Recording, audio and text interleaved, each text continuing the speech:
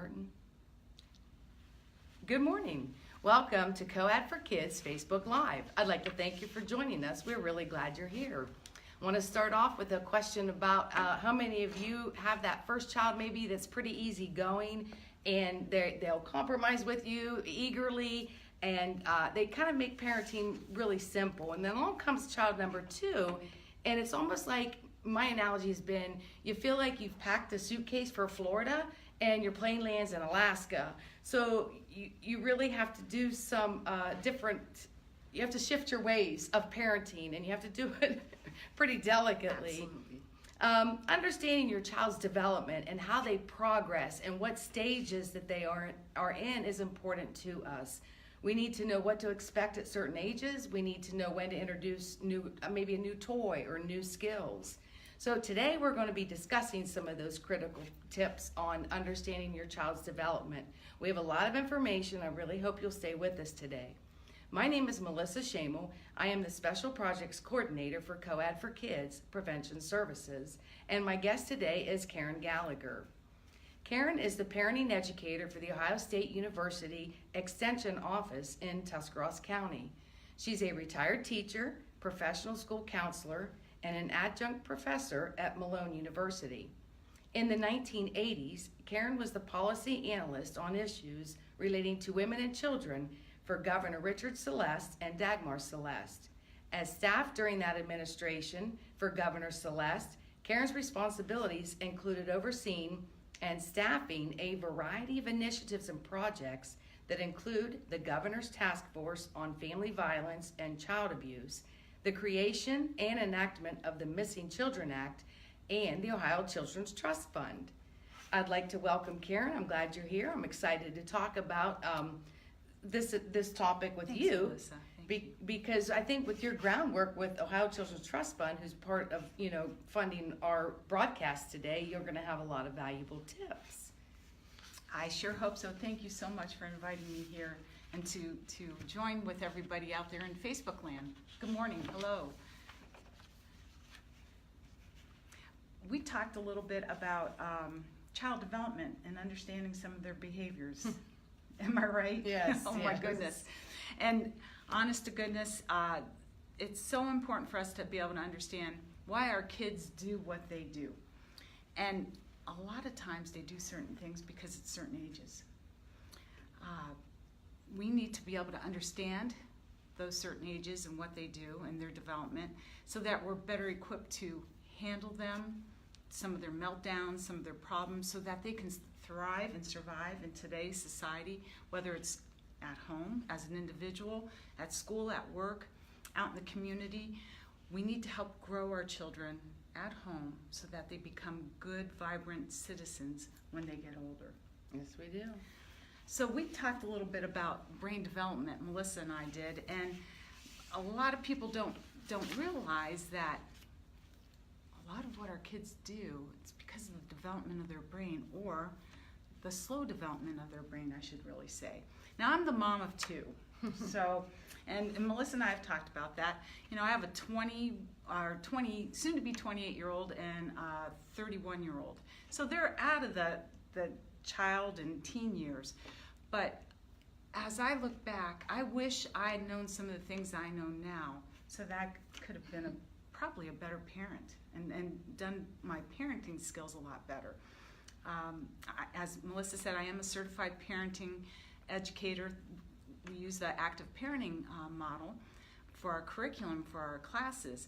And it was probably this one most important thing that I learned that really opened up my eyes. It's our child, or our children's brains. And I brought a couple little pictures, Melissa, that said I could bring some diagrams.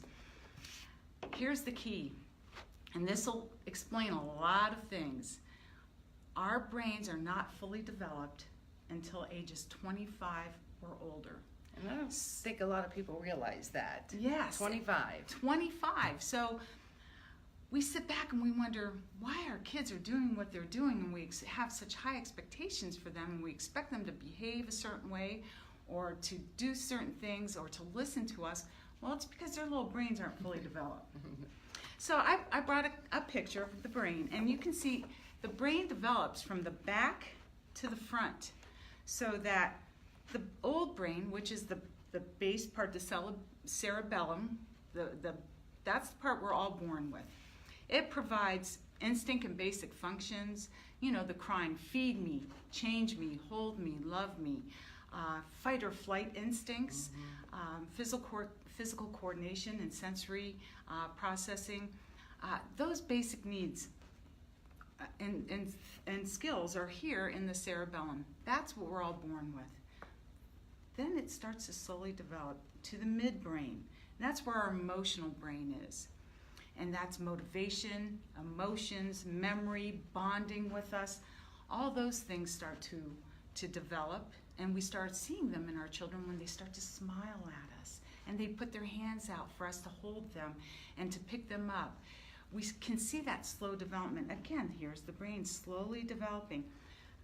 And remember what I said, it's not fully developed until age 25 or later. The final part of the brain, the rational part, that's the front part of the brain. That's the prefrontal cortex. That's what we call the executive part of the brain, where all judgment comes in.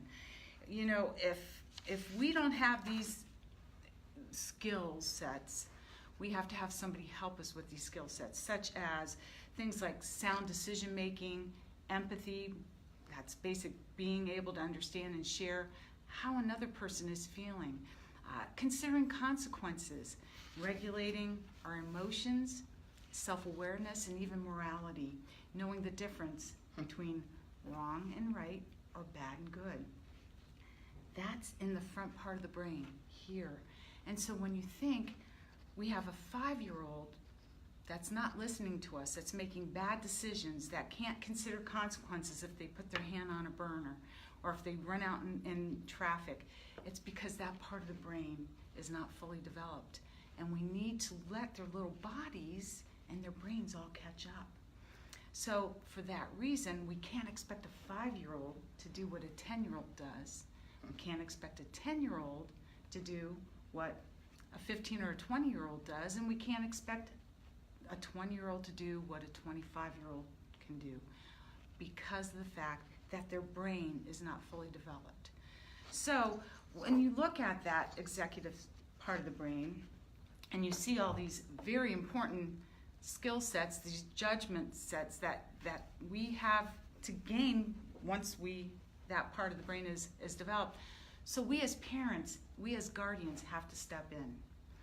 I like to say when the kids are little, we're their directors, just like the director in the movie, telling them how to do things, what to do. They're learning from us. We're their first role models. And we're their first teachers. We need to remember that. Exactly.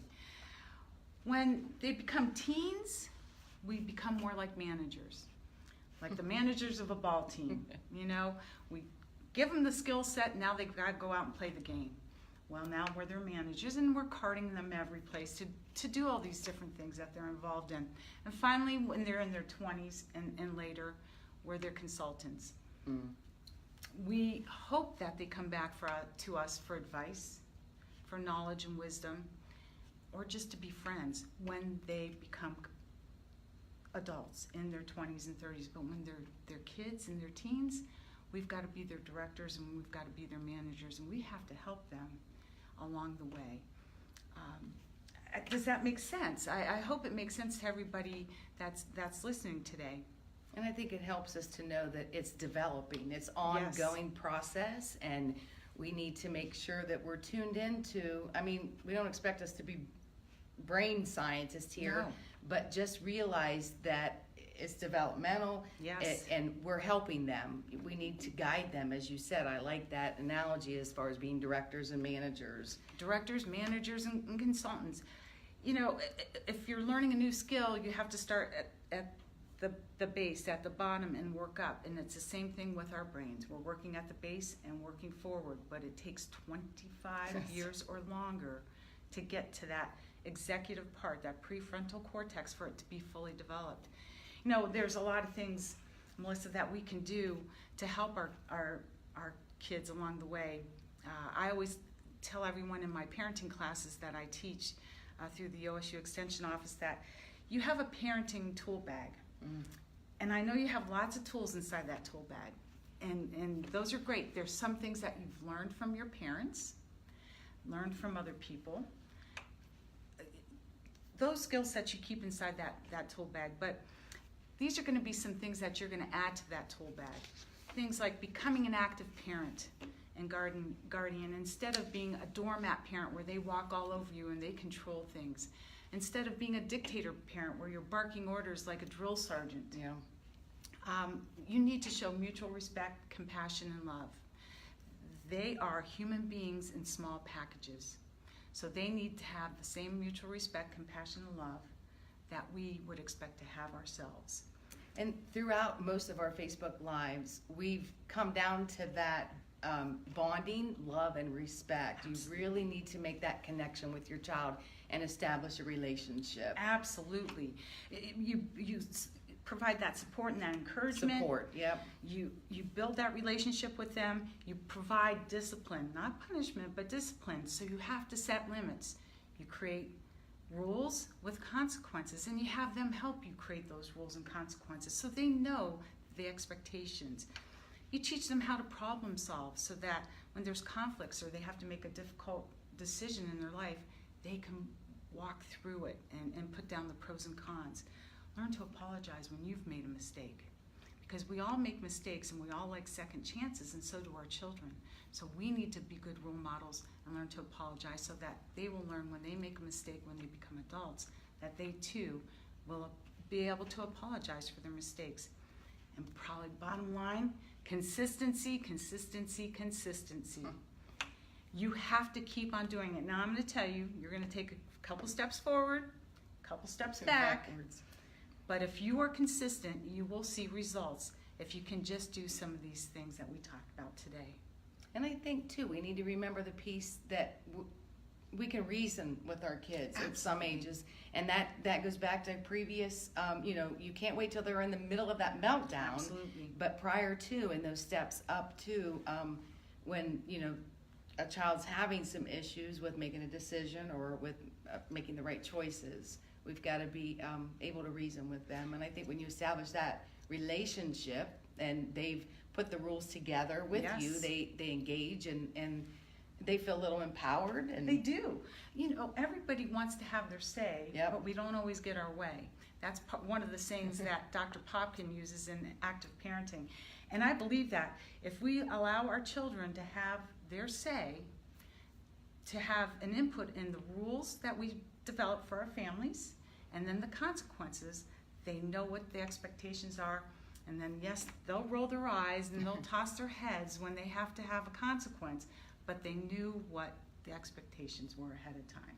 And if we keep it simple, I think we can keep that consistency also. Yes, absolutely. And consistent is a key. Whether you're even with a puppy dog. I think it's sometimes with people with puppy dogs. Yes. It's like you've got to be on schedules and recognize that need of a child and Absolutely. That consistency is probably key. The classes that we teach through the OSU Extension offices in all the counties, pretty much, we use evidence-based curriculum that's been out there since 1983. And the classes, we have programs for parents of kids birth to 5, from 5 to 12, and then from 12 to 18. So you can find a whole range of classes out there. All you have to do is make a few phone calls and get the information and take the classes. Our classes here are open to anyone in any county. So, is there a charge for those? It all depends on each individual extension office. So you need to contact the OSU extension offices to find out. In your counties, right? Yes, right inside your counties, just right in your county for sure. That's what I'm finding as in this position. There are a lot of parenting teaching moments out there, whether it's through the extension office or some other resource. So it's available, and we're all in it together. We are. We've mentioned this over and over. Nobody's perfect. Children don't come with manuals, and Nope. And I think we need to make it it's important to stay curious. I read that Yes. somewhere about when you're with your child and understanding, how was your day, but, being more specific and asking them things responsive to your child's needs. And something really that stuck out in my head today was parenting is both learned and it's part natural. So you'll find that how you were raised and maybe the way things were handled in your home and the rules that you had, you may carry on, but it's a little bit different in some of our world today, though, with more things going on in the child's life. Absolutely. Sometimes we have to tweak what we learned from our parents and our grandparents. Doesn't mean it always works, and Yes. it's healthy. We need to keep, we want children to grow up healthy, and Absolutely. the mental piece of it too. Absolutely. The role of that parent, as we mentioned before, parent or caregiver, you are the supporter, the encourager, and the cheerleader, as well as, helping them manage things too. I like that. You're the child's first teacher too, as a We are. parent. And so we want that bag of tools because, if something may not work, try something else. And find a resource or a friend that may, have had some training as parenting, and see what works for other people and what you might be able to try. And one of the things I always stress is we want our children to be able to come to us if they're in a sticky situation or they're having a problem. We don't want them to go to a neighbor. We don't want them to go to their friend's brother or sister, some stranger for information, advice. We want them to come to us. So we need to make sure that we are open and available always to our children so that they don't ever feel afraid to come to us to talk and to ask questions. We should be their first resource. They should Google us Yeah. instead of everybody else out there, or speaking with someone else or texting someone else if they have a problem. And that starts when they're young. Yes. Listen to their Yes. long, elaborated stories, because if you're listening then, they know that'll carry over when they're older. Oh, I can't stress that enough. That's true. I mean, it's not always exciting stories, No. and they get on a ramble, but it's always good to know. Absolutely. Absolutely. Well, I'm so glad that you were here today with us, Karen. Karen will be back with us again for like a second part of child development and understanding the child's development on March 22nd. It's Friday, March 22nd at 10:30. COAD is the child care and resource agency for 31 counties in Eastern Ohio. This broadcast is brought to you today in partnership with the Ohio Children's Trust Fund and the Eastern Ohio Regional Prevention Council, whose mission is to prevent child abuse and neglect through investing in strong communities, healthy families, and safe children. The Eastern region consists of the following 10 counties: Belmont, Carroll, Coshocton, Guernsey, Harrison, Jefferson, Monroe, Muskingum, Noble, and Tuscarawas. Again, thank you for joining us, and it is our hope that you'll find something here that was helpful or that was interesting that you might share with a friend or a relative. Feel free to leave us comments in the comment section. Go to YouTube channel, COAD for Kids. Our Facebook Lives are also posted on there. Thank you again for joining us, and thank you, Karen, for being here. I feel like we got a lot of valuable information just the brain development in itself. Yes. Thank you, and y'all have a great day.